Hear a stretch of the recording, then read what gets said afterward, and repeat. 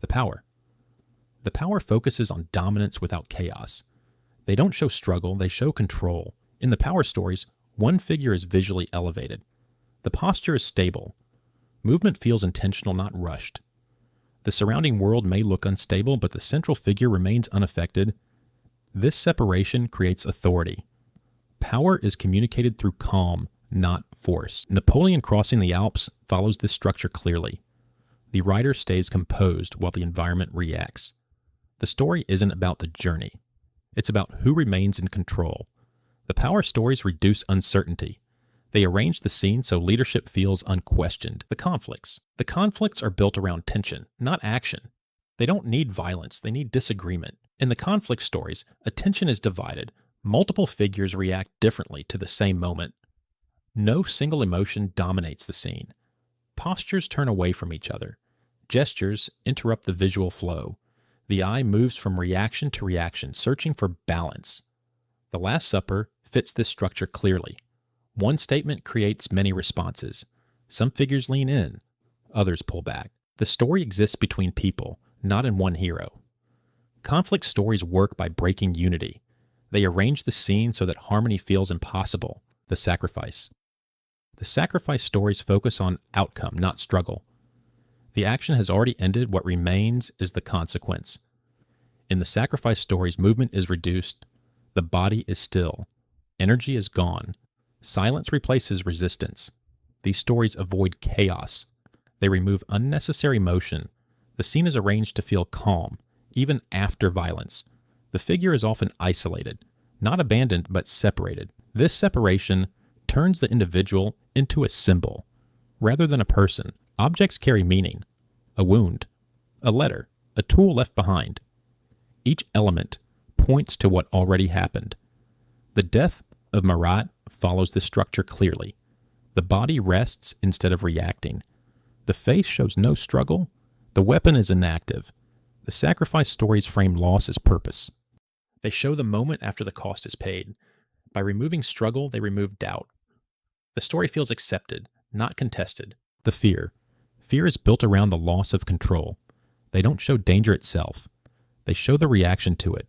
In fear stories, form becomes unstable. Shapes bend. Lines shake. Nothing feels solid or fixed.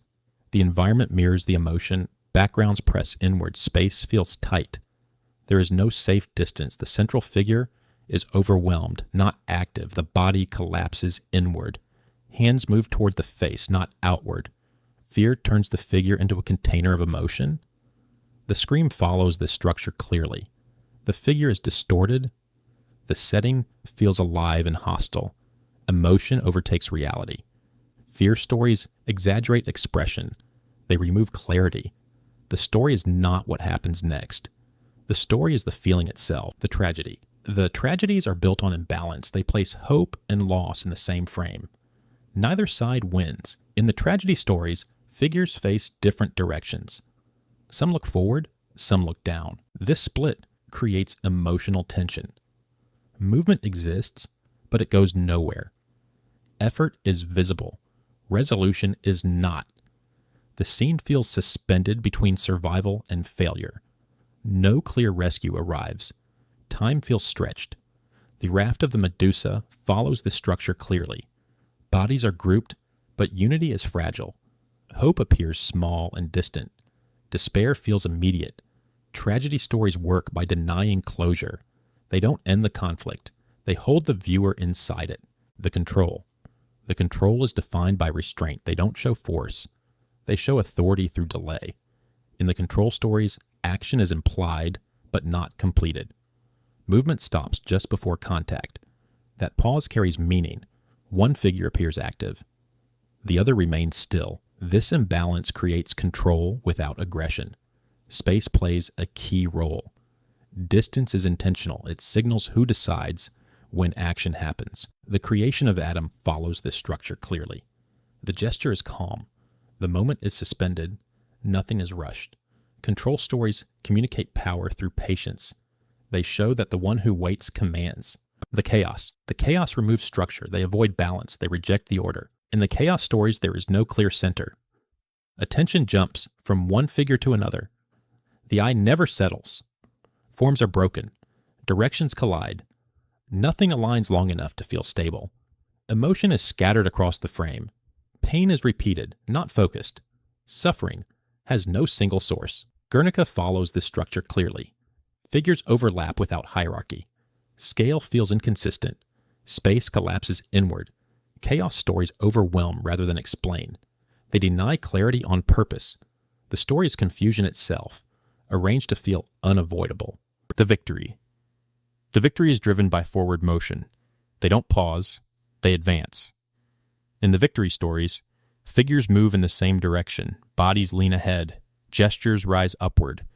The scene feels lifted rather than grounded. Symbols are elevated. Flags, arms, and faces point forward. Momentum replaces hesitation.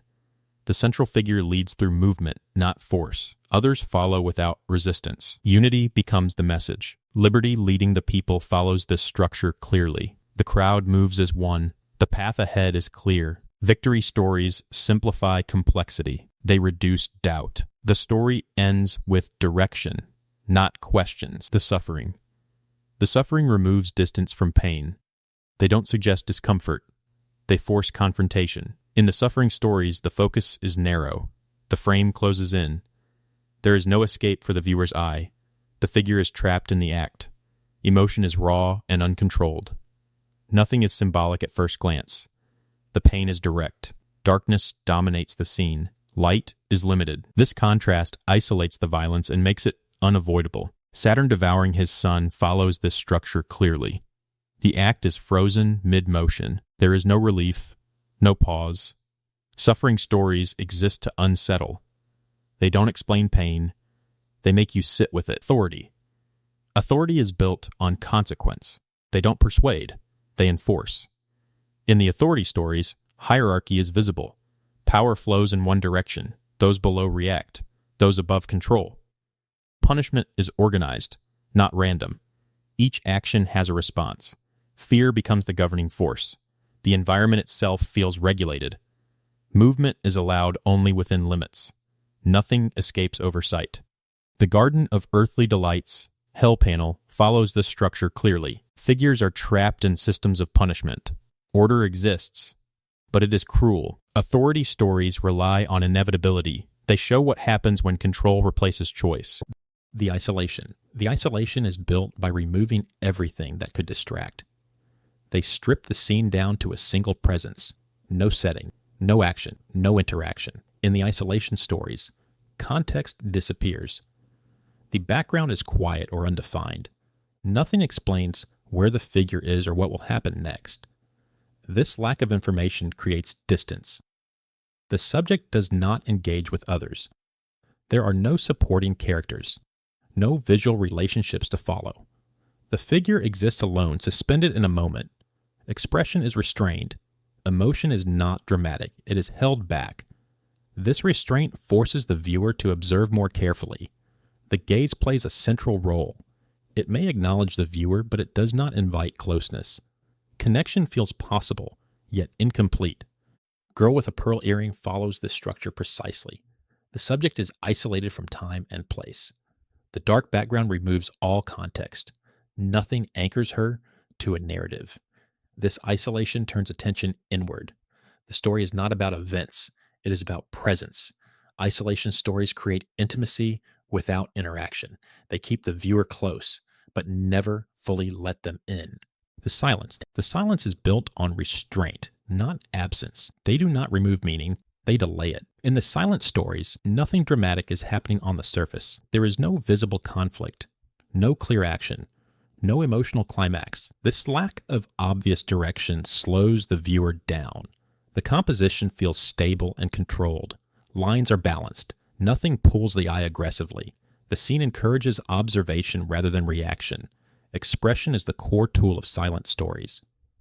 Emotion is present but unresolved. It is neither fully revealed nor fully hidden. This ambiguity keeps the story open. The subject appears aware of being observed. The gaze is steady. It does not confront or invite. It simply remains. This creates tension without movement. The environment supports the silence. Your backgrounds are soft, distant, and nonspecific. They provide atmosphere, not information. Nothing explains the moment or its context. Mona Lisa follows this structure perfectly. The pose is relaxed. The body language is neutral. The expression suggests meaning without confirming it. The silent stories rely on what is not said. They resist explanation. They refuse resolution. The viewer becomes part of the story by searching for answers. Each interpretation feels possible, yet incomplete. This is why the silent stories endure. They do not age with explanation. They remain open, quiet, and unresolved. Silence itself becomes the narrative.